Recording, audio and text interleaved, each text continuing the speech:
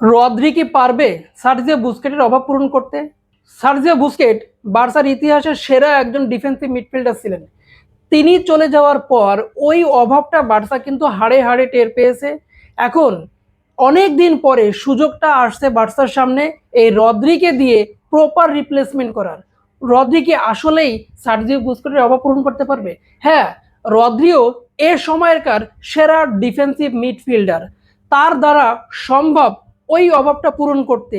In fact আরও একটু বেশি সম্ভব, কারণ সার্জিও বুস্কেটের পাশে পেদ্রি ছিল না, কিন্তু এই রদ্রির পাশে পেদ্রি আছে। পেদ্রি আর রদ্রি এই দুইজন মিলে আসলে বার্সার মিডফিল্ডটাকে অন্য লেভেলে নিয়ে যেতে পারে। হ্যাঁ, এটাই বলতে চাচ্ছিলাম যে আসলেই রদ্রি পারবে সার্জিও বুস্কেটের অভাব পূরণ করতে। ইনফ্যাক্ট আরো একটু এক ধাপ বেশি পারবে, এটা আমার ব্যক্তিগত মতামত। এখন প্রশ্ন হলো, রদ্রি কত নাম্বার জার্সি পরবে?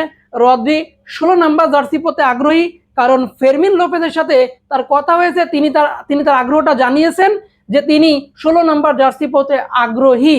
কিন্তু ফেরমিন লোপেজের এখানে কোনো আপত্তি নাই, কারণ ফেরমিন লোপেজ এই সিজনে নাম্বার 7 পরে মাঠে নামবেন, কারণ ওই নাম্বার 7টা এখন ফাঁকা পড়ে আছে। ওই নাম্বার 7টা ফেরান তোরেসের ছিল, ফেরান তোরেস যেহেতু চলে গিয়েছে, তাহলে ফেরমিন লোপেজের জন্য সেটা এখন উন্মুক্ত। বাকি আছে নাম্বার 9। এই নাম্বার 9টা আসলে কে হবে সেটা এখনো পর্যন্ত আমরা বুঝতেছি না। হয় আলভারেজ, নাই লুইস সুয়ারেজ। কেন, মেসি হলে কি সমস্যা? লিওনেল মেসিকে কি আনা যায় না?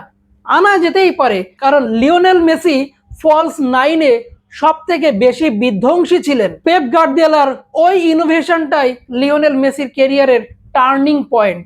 আমরা জানি এটা পসিবল না, কিন্তু যদি এটা হতো তাহলে বার্সা ফ্যান হয়ে এইটা আসলে আনন্দিত হওয়ার মতোই একটা খবর হতে পারে। ভালো থাকবেন, আপনাদের মতামত কমেন্ট সেকশনে জানাবেন। আল্লাহ হাফেজ।